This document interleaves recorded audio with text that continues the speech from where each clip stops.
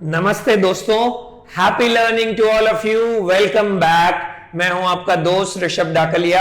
We will be covering something more on credit analysis in this video, जिसमें आप अगर heading देख पा रहे हैं, हमने फिक्स इनकम में एक नया पैटर्न शुरू किया था कि हम हेडिंग, चैप्टर और लेक्चर हर एक वीडियो में नोट डाउन कर रहे हैं सो दैट हमें भी थोड़ा इजी रहे। तो देखिए, आप हेडिंग देख पा रहे हैं 4 C's of traditional credit analysis. मतलब जब हम कोई कंपनी का क्रेडिट वर्दीनेस, इशू की क्रेडिट रेटिंग कितनी होनी चाहिए, उसके लिए एक बेसिक एनालिसिस कर रहे हैं, तो हमें कौन से 4 C's पे ध्यान रखना चाहिए। तो आपके सामने बहुत सारी चीजें लिखी हुई है। ये इसलिए क्योंकि बहुत ही सिंपल चीजें हैं। ये सेम पैटर्न इक्विटी में भी इसी तरीके से कंपनी एनालिसिस के लिए कवर्ड है और कॉमन सेंस बेस्ड है। तो आपने कई बार ये चीजें इकोनॉमिक्स में भी गो थ्रू की होगी। सो 4 C's जैसे आप देख पा रहे हैं, सबसे पहले हम अगर देखें, हमारा पैटर्न जो दे रखा है दैट इज कैपेसिटी, फिर आपको दे रखा है कोलेटरल, फिर आपको दे रखा है कोवेनेंट और फिर आपको दे रखा है कैरेक्टर।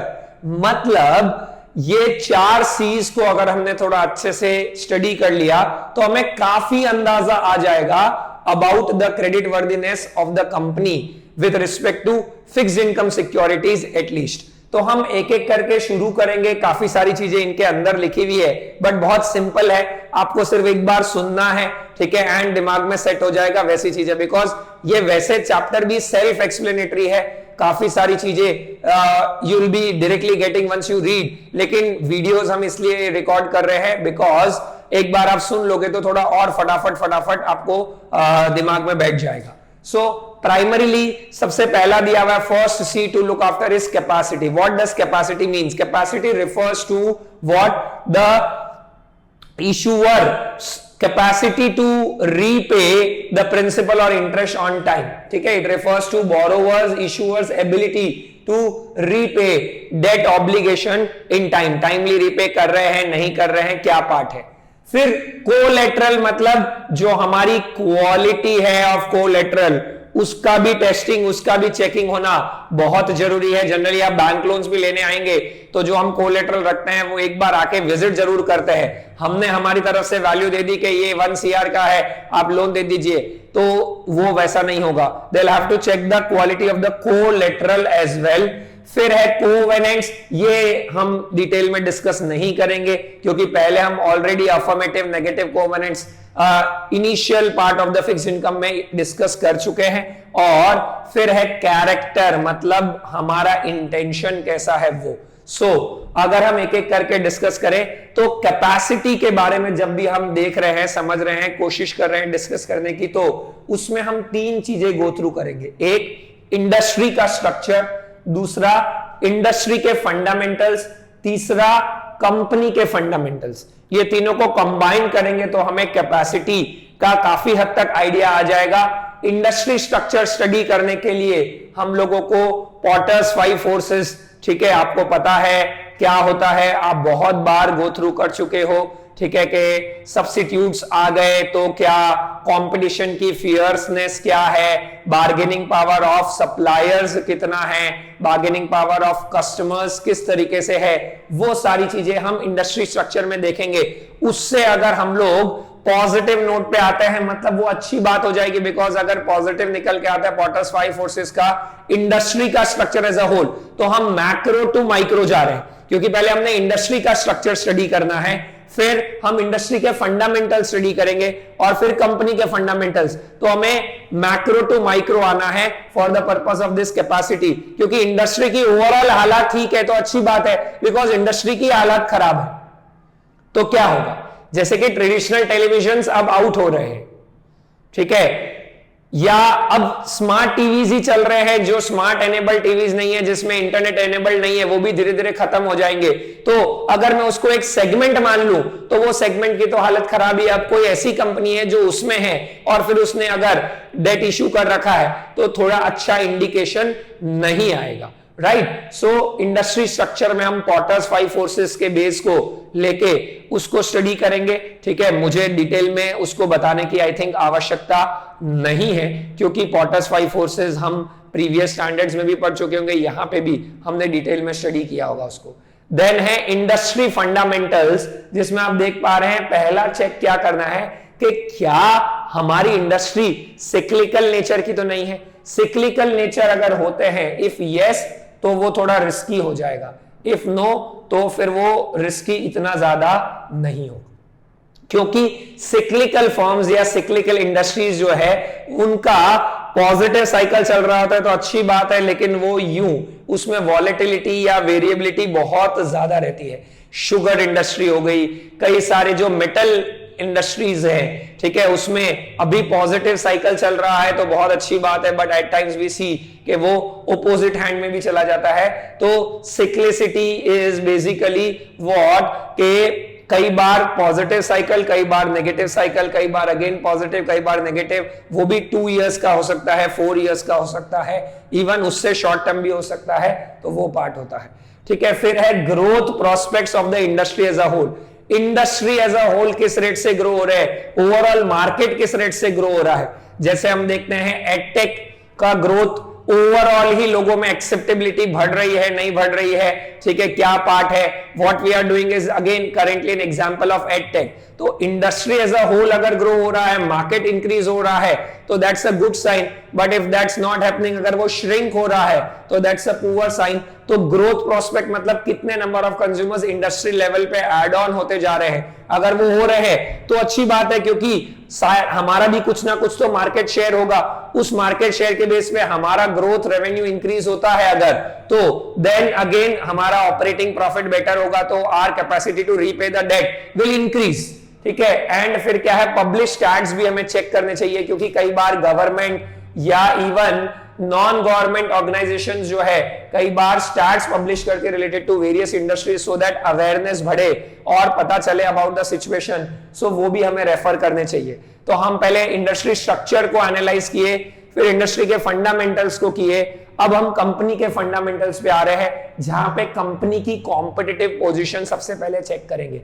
हमारा शेयर क्या है ओवर द टोटल पार्ट। अगर हम डोमिनेट कर रहे हैं, ठीक है, तो बहुत अच्छी बात है, डोमिनेट नहीं कर रहे हैं तो प्रॉब्लमेटिक है।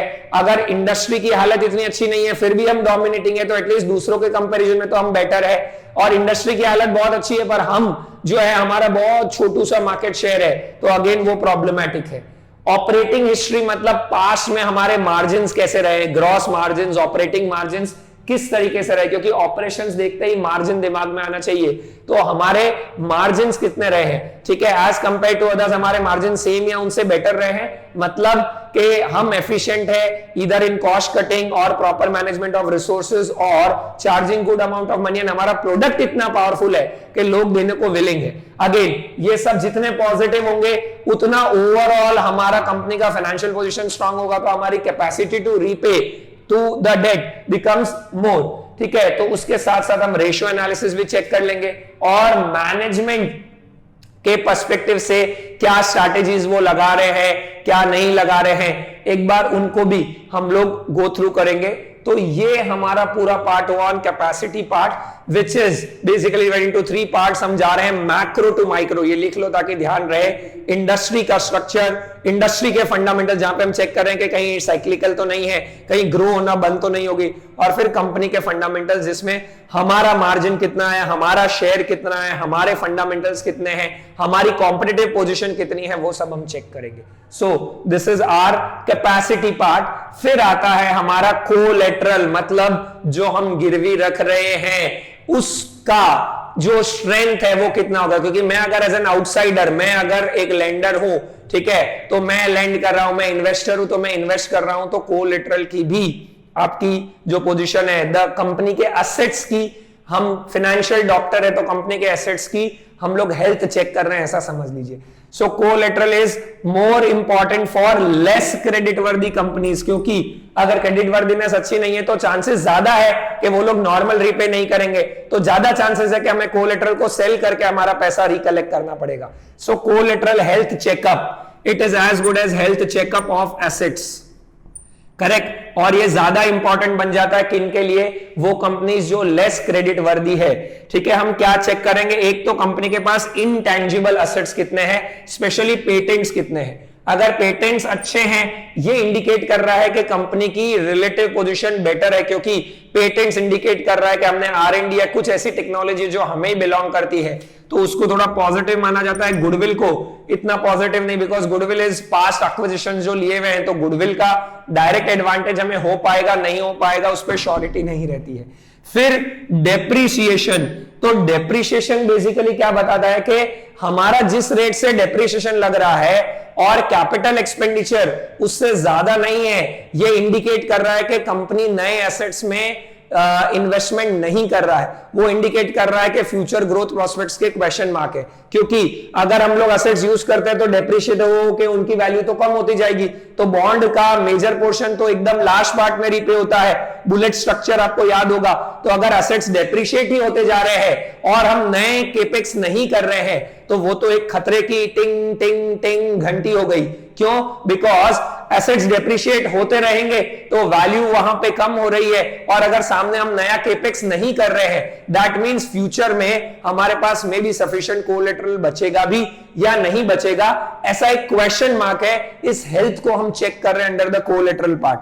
देन इक्विटी मार्केट कैपिटलाइजेशन, जितने हमारे एसेट्स की बुक वैल्यू अगर हमारा मार्केट कैपिटलाइजेशन उससे भी कम है तो वो अच्छा इंडिकेट नहीं कर रहा है, क्योंकि मतलब लोग इतना कॉन्फिडेंट नहीं है हमारे बिजनेस मॉडल पे, हमारे एसेट्स पे, क्योंकि एसेट्स पावरफुल होते तो प्रोडक्ट अगेन बेटर ही कर रहा होता। So equity market capitalization book value से कम है कि ज्यादा, वो चेक करना है। और अगेन ये ह्यूमन और इंटेलेक्चुअल कैपिटल ऐसा है कि which is difficult to measure, पर ये कितना है हमारे पास, कितने ब्रेनी लोग हैं, कितना वो लोग इनोवेशन कर सकते हैं, क्या बेस है, वो सब भी हम लोग चेक कर लेंगे। तो ये कोलेटरल हेल्थ के चेकअप के लिए पॉइंट्स है।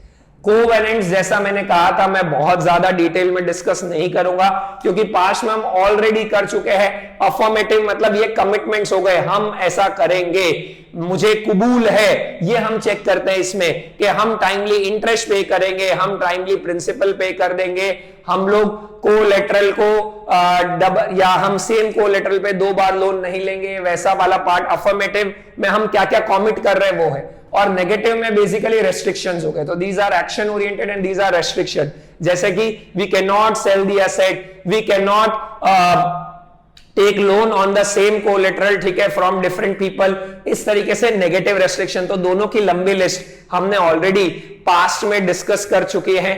बेसिकली कोवेनेंट्स हमारे क्या हो गए, वो इंडिकेटर्स होते हैं कि बॉन्ड का ओवरऑल पार्ट क्या होता है। जैसे कॉलेबल बॉन्ड होगा तो वो इन्वेस्टर के लिए थोड़ा सा एक क्वेश्चन मार्क टाइप हो गया, बिकॉज जब भी चाहे तब इशूअर जो है वो बॉन्ड को कॉल कर सकता है। वो कब करेगा? जब इंटरेस्ट रेट कम हो जाएगी। तो ये कोवेनेंट्स मतलब बॉन्ड का जो इंडेंचर होता है उसके टर्म्स एंड कंडीशंस।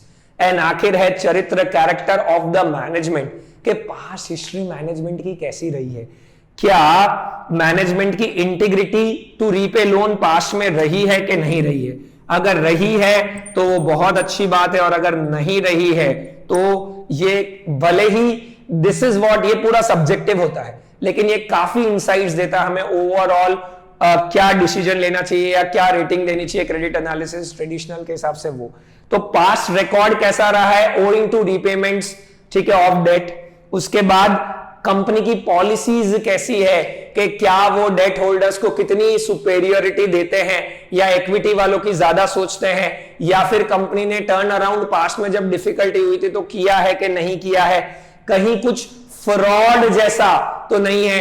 कंपनी की अकाउंटिंग पॉलिसी और टैक्स पॉलिसी क्या इंडिकेट कर रही है, वहां पे उनका मेजर पार्ट ये रहता है कि हम टैक्स बचाए या रहता है कि सही करे, ठीक है, या पास्ट में कितने केसेस चल रहे हैं। और previous treatment of bond holders, मतलब कि पास्ट में क्या हमने इक्विटी वालों को ज्यादा तवज्जो दिया है as compared to bond holders. तो अगेन वो मैनेजमेंट की इंटीग्रिटी नहीं बता रहा है या कमिटमेंट नहीं बता रहा है टुवर्ड्स द बॉन्ड होल्डर्स। अभी हम बॉन्ड होल्डर्स के पर्सपेक्टिव से पूरा पार्ट समझ रहे हैं। तो कैरेक्टर में हम ऐसे कुछ सब्जेक्टिव पॉइंट, ये तो सिर्फ एग्जाम्पल्स है, इसमें एंडलेस लिस्ट हो सकती है। Certain examples on how to test the integrity of the management to repay. So पहला हो गया कैपेसिटी, जहां पे हम इंडस्ट्री फिर कंपनी के फंडामेंटल्स चेक करेंगे। फिर आता है कोलेटरल, मतलब financial health of the assets pledge check करेंगे। फिर आता है हमारा कोवेनेंट, जहां पे हम terms and conditions of the bond check करेंगे। और फिर आता है सब्जेक्टिव चीज, मतलब मैनेजमेंट्स इंटीग्रिटी, विलिंगनेस और उनके records in the past to repay part. These are your 4 C's of traditional credit analysis. बहुत सिंपल था लेकिन मैंने एक बार फटाफट बता दिया, आप लोग गो थ्रू कर लिए हैं अभी तक तो ऑलरेडी सुन लिया आपने, तो आपको थोड़ा इजी रहेगा। अब आप रीड करेंगे तो आपको क्विक हो जाएगा एकदम। Thank you very much. पढ़ते रहिए दोस्तों, आगे बढ़ते रहिए।